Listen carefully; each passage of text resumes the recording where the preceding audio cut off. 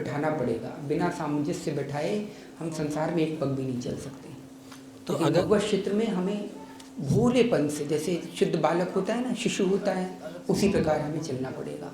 अंतःकरण में से वासना रहित, मतलब वासना रहित, कामना रहित, भगवान से कुछ मांगने की आकांक्षा नहीं, काम क्रोध लोभ मोह, हम जैसे हैं उसी प्रकार भगवान को अपने आप को अर्पित कर दें, तब हम सही मार्ग पर चल लेंगे। लेकिन संसार में जैसे हैं अगर वैसे आप दिखाएंगे तो आप जरा किसी से भी यहाँ पे रियलिटी बोल करके देखिए कि भाई देखो तुम ऐसे हो, देखो क्या हालत होगी। तो यहाँ पे नहीं चल सकता, हमें संसार में एक्टिंग करनी पड़ेगी। तो जैसे मान लीजिए अगर कोई स्थिति ऐसी आ गई कि आवश्यक है यहाँ पर हमको गुस्सा करना चाहिए, तो वो उतना ही होना चाहिए जितना आवश्यक है, और हमको दिखना चाहिए कि हम केवल दिखावे के लिए ये काम ऐसा कर रहे हैं। वो ऐसा नहीं होना चाहिए कि किसी के करने से या किसी के कहने से हमको सच में गुस्सा ही आ गया और वो अंदर हमको दूषित कर गया, तो वो गलत हो जाएगा। बिल्कुल करेक्ट। हम बच्चे पे क्रोध करते हैं ना, देखा होगा आपने, क्या कर रहे हो, अच्छा अभी आता हूँ, अभी तो तेरी टांग तोड़ता हूँ। ठीक है, क्या हम टांग तोड़ने जाते हैं? नहीं। लेकिन थोड़ी देर बाद जब शर्मा जी हमसे मिलते हैं, अरे अरे आइए आइए बैठिए बैठिए, हमारा सारा गुस्सा नहीं रहता। बच्चे पे जो हम क्रोध करते हैं, कैसा करते हैं, सब एक्टिंग करते हैं। कहीं पे भी कहीं किसी से जाते हैं, अगर हम लेबर से कोई काम करवाएं तो उससे भी गुस्से में बोलते हैं, तो क्या हमारा अंतःकरण दूषित होता है? नहीं, एक्टिंग चल रही है, सब जगह एक्टिंग चल रही है।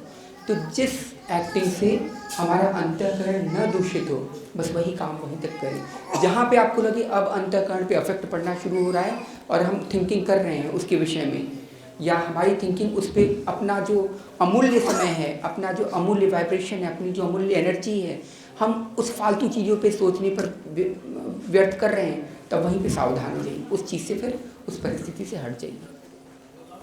भैया कभी कभी ऐसा होता है जैसे हम लोग का आपस में किसी बात को लेकर झगड़ा हुआ और कुछ देर बाद हमें समझ आ गया कि हमने ये गलत किया था, हमको ऐसा नहीं करना चाहिए था। अब बात ये होती है, दो विचार आते हैं मन में, या तो आप उसी समय जाकर उस बात को स्पष्ट कर दो कि ये ऐसा हुआ मतलब हमसे, और मतलब ऐसा नहीं करना चाहिए था, मैं स्वीकार लो उस बात को पूरी तरीके से। या फिर एक बात हम मन में रख लेते कि अब आगे से ऐसा नहीं करेंगे, वहाँ पर शायद हमारा अहम आगे आगे खड़ा हो जाता है, हाँ, कि चलो स्वीकारो मत आगे से। तो वहाँ पर सही स्थिति क्या होनी चाहिए? अगर कुछ लग रहा है आपको तो उसी समय उसको स्वीकार लेना चाहिए, या फिर आगे के लिए उसको एक्सटेंड करना चाहिए कि आगे अब ऐसा नहीं करेंगे। देखिए, मन से स्वीकार कर लिया तो अच्छी बात है, लेकिन ईगो को ले करके आप कह रहे हैं कि अरे ठीक है मैंने तो अपने आप को स्वीकार कर लिया लेकिन उसके सामने नहीं करूँगा। हाँ, ये भी देखना पड़ेगा पर्सन कौन सा है। अगर दुष्ट प्रकृति का है और ठीक है तो उससे आपने गलती कर दी है, तब उससे जा कर के अगर आप माफ़ी मांगेंगे तब तो और चढ़ेगा वो आपके ऊपर। तो ऐसा काम कभी नहीं करना। अंदर अंदर सोचते रहो कि हाँ हमने यहाँ पे गलती की थी, उसको हम सुधार लेंगे। हाँ, लेकिन अगर कोई अपना है जिससे मतलब झुकने से आपस में प्यार बढ़ेगा, ठीक है, आसक्ति मतलब आसक्ति कह सकते हैं, आपस में सौहार्द बढ़ेगा, उसके अंदर से भी विकार कम होंगे। मतलब जो थिंकिंग वो कर रहा है इससे उसने हमें कैसे बोल दिया, गलत तो वो था लेकिन उसने हमें झूठ बोल दिया, और जो है मैं जानता हूँ वही गलत था, ये जो चलती है ना थिंकिंग, और आप इधर से सोच रहे हैं अरे यार वो मैंने वहाँ पे गलती कर दी, ये गलत है, वो क्या सोचेगा मेरे बारे में, वो भी दुखी होगा।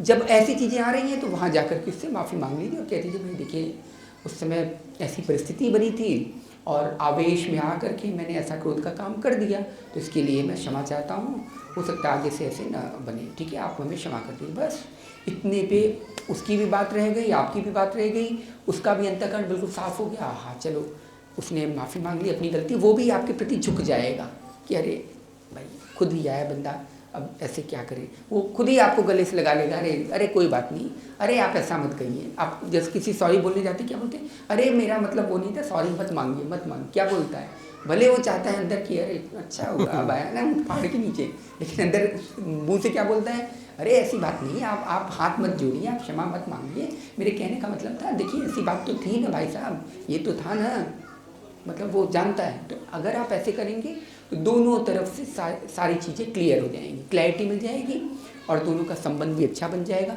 वाइब्रेशन जो भी निकलेंगी पॉजिटिव निकलेंगी, किसी की ऐसी नहीं निकलेंगी जो आपको जो है डिस्ट्रैक्ट कर रहा हो, तो बस वहीं पे आपका काम बन गया।